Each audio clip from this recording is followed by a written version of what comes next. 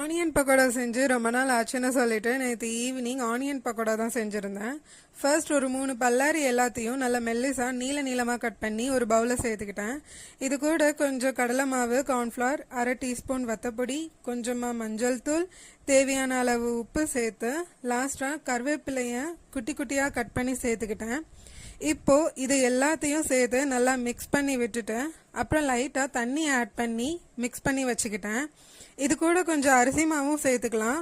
But நான் இன்னைக்கு அரிசி மாவு எதுவும் ஆட் பண்ணாமல் தான் செஞ்சுருந்தேன். கடாயில் எண்ணெய் நல்லா சூடானதும் ஆனியன் எல்லாத்தையும் கொஞ்சம் கொஞ்சமாக எடுத்து சேர்த்துக்கலாம்.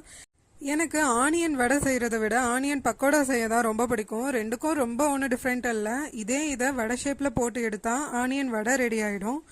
நல்லா ப்ரௌன் கலரில் வந்ததும் எல்லாத்தையும் அப்படியே எடுத்துட வேண்டியது தான். அவ்வளோதான், நம்மளோட ஆனியன் பக்கோடா சூப்பராக ரெடி ஆயிடுச்சு. டாட்டா. ஆனியன்